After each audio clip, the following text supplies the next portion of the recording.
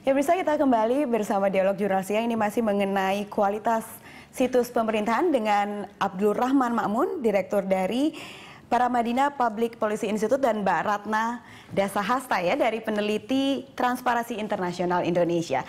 Baik, kita berdua tadi saya akan mengajak dulu nih sebelum kita mulai bahas, ini ada beberapa halaman dari situs-situs pemerintahan kita lihat bersama-sama ya.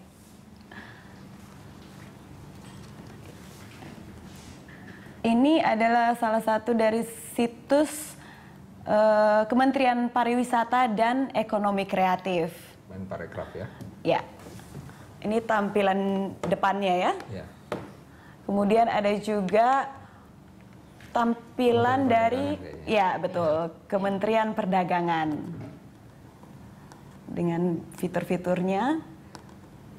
Kementerian Perindustrian kalau nggak salah ya.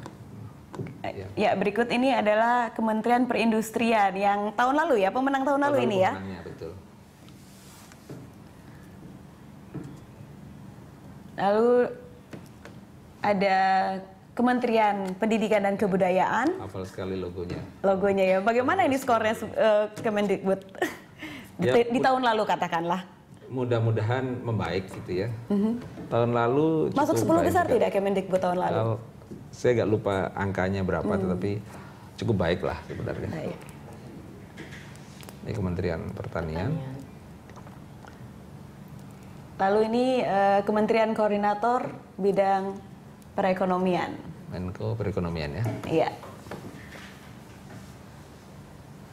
Itu salah satu beberapa halaman situs pemerintahan. Salah satunya tadi dari Kementerian Perindustrian ya, yang juara satu. E-Transparency Award 2013. Nah, ini kita mulai ke situ dulu. Ini kan ada E-Transparency Award. Yeah. Ini sebenarnya awalnya apa sih dasarnya dibuat award ini dan tujuannya apa? Ini dimulai tahun lalu ya Mas Aman ya? Tahun lalu betul, tahun 2013 kita mulai.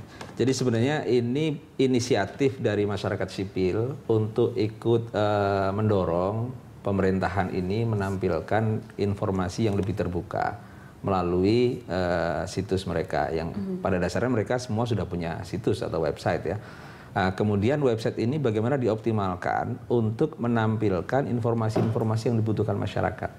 Nah, pada saat ada undang-undang yang mewajibkan semua kementerian dan badan publik yang lain untuk transparan, yaitu Undang-Undang Nomor 14 Tahun 2008 tentang keterbukaan informasi publik, maka itu menjadi momentum yang penting untuk ikut mendorong supaya tidak sekedar melaksanakan kewajiban undang-undang, tetapi juga memenuhi kebutuhan masyarakat yang sebenarnya. Artinya yang sebenarnya itu, kalau informasi itu ditampilkan di website, maka informasi itulah yang betul-betul dibutuhkan oleh masyarakat. Bukan informasi yang sebenarnya tidak dibutuhkan masyarakat. Misalnya, contoh yang agak ekstrim misalnya, dulu mungkin kita sering melihat kalau buka situs pemerintah itu isinya peresmian, gunting pita, apa segala macam, atau rapat pejabat gitu ya. Yang itu ya mungkin penting juga sih, tetapi mungkin jangan-jangan bukan itu yang dibutuhkan masyarakat. Tetapi informasi misalnya hal-hal yang terkait dengan kebutuhan masyarakat secara langsung. Misalnya apa sih yang dikerjakan pemerintah, kementerian ini, kementerian itu, kemudian apa yang diprogramkan, apa yang terkait langsung dengan kebutuhan masyarakat. Sebelum-sebelumnya itu lebih ke publikasi dari pihak kementerian sendiri untuk disampaikan ke masyarakat, tapi tidak berbalik informasi yang masyarakat butuhkan tidak ditampilkan begitu. Betul. Jadi kalau secara garis besar kita bisa katakan sebelumnya itu banyak situs pemerintah itu lebih menyerupai apa istilahnya portal berita ya. Jadi menyerupai jadi kalau kita mencari informasi sebenarnya mungkin kita lebih banyak bisa mendapatkan informasi itu di portal berita yang lain yang jelas-jelas media pers gitu ya. Entah yang sifatnya umum atau yang sifatnya spesifik gitu. Nah, oleh karena itu mungkin kemudian kita dorong supaya pemerintah itu menampilkan informasi-informasi yang hanya dia yang punya gitu. Misalnya soal kinerjanya, soal anggaran yang mereka butuhkan atau anggaran yang mereka gunakan atau laporan keuangannya seperti apa. Itu informasi-informasi ya betul-betul hanya pemerintah yang punya. Dan itu katakanlah kalau dalam bahasa pers itu bisa sangat eksklusif gitu kan. Nah, itulah sebenarnya kalau pemerintah mengubah situsnya dari portal berita ya, mohon maaf, portal berita menjadi situs layanan publik, maka dia akan menempati posisi yang sebenarnya pas untuk dibutuhkan oleh masyarakat. Jadi misalnya tidak menampilkan begitu masuk ke halaman depan itu isinya hanya berita-berita saja. Mungkin bisa langsung pelayanannya. Misalnya katakanlah, kalau Kementerian Hukum dan HAM di situ ada menu tentang imigrasi, bagaimana cara mengurus imigrasi misalnya. Kemudian kalau Kementerian Agama misalnya, bagaimana sih mengenai haji misalnya, bagaimana pengurusan segala macam. Iya. Gitu. Mbak Ratna ini salah satu juri ya di e-Transparency Award ini ya. Ini sebenarnya apa saja sih Mbak karakter-karakter kriteria yang dinilai dalam penjurian? Apakah cukup mewakili untuk mengetahui ini website memang mewakili masyarakat, kebutuhan masyarakat begitu? Kemarin kita ada 4 kelompok besar untuk menilai ya. Kita melihat transparansi anggaran, lalu kita juga melihat bagaimana kementerian dan lembaga itu memenuhi transparansi di bidang kinerjanya, lalu termasuk juga tata kelola tata kelola situsnya, dan bagaimana kemudian ada user experience-nya juga bagaimana. Itu ada 4 kriteria besar sebenarnya yang dinilai. Kebetulan saya diminta untuk melihat bagaimana sebenarnya kementerian dan lembaga ini menampilkan transparansi di bidang kinerjanya. Karena ini sebenarnya menjadi salah satu hal yang eksklusif tadi yang disampaikan oleh Pak Aman gitu ya. Bagaimana kinerja apa yang mereka rencanakan, kementerian lembaga rencanakan untuk masyarakat, bagaimana proses pelaksanaannya dan lain sebagainya. Nah, tadi Pak Aman juga menyatakan bahwa diharapkan memang kementerian lembaga tidak semata-mata mengikuti perintah undang-undang, tapi bagaimana juga bisa menampilkan hal-hal baru atau hal-hal inovatif lainnya yang bisa membuat situs kementerian itu menjadi rujukan utama dari masyarakat. Tapi yang saya lihat kemarin, untuk semata-mata memenuhi kewajiban undang-undang saja, mereka masih terseok-seok. Ada masih beberapa kurang bahkan ya, untuk kewajiban saja masih kurang. Ya, ada beberapa portal yang gitu ya, kewajiban undang-undang yang diminta mereka sediakan di situ.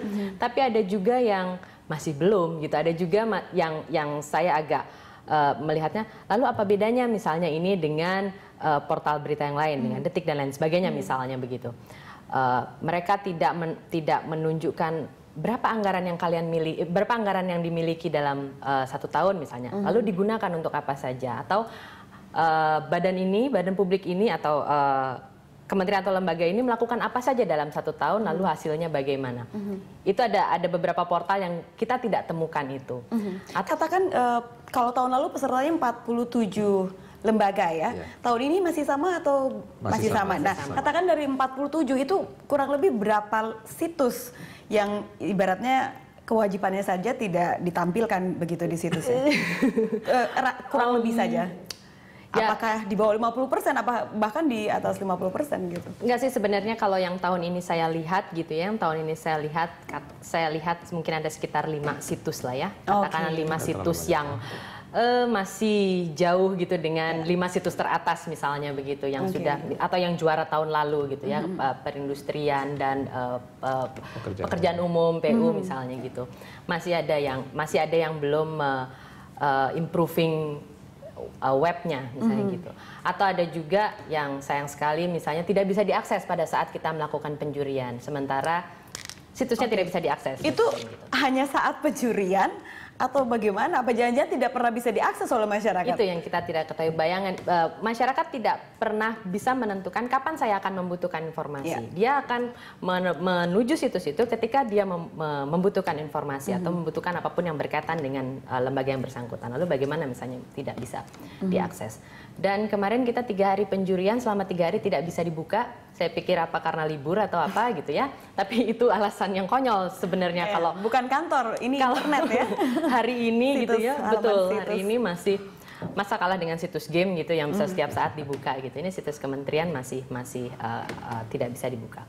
Atau ada juga yang sudah menampilkan memberikan kolomnya tapi tidak ada isinya. misalnya gitu. Memberikan apa? Kolomnya misalnya Oke. laporan keuangan ada, tapi di dalamnya blank, tidak ada apa-apa. Oke, Misalnya jadi gitu. Itu fiturnya juga masih- disiapkan tapi tidak pernah diisi Iya. dan diupdate mungkin Wadahnya ya. ada, baru betul. dibangun rumahnya. Ya, Ya, gitu. wadahnya Tapi ada. bangun rumahnya 5 tahun begitu ya. Gitu. Tapi kalau dibandingkan tahun lalu memang ada beberapa situs juga yang memperbaiki dirinya, gitu ya.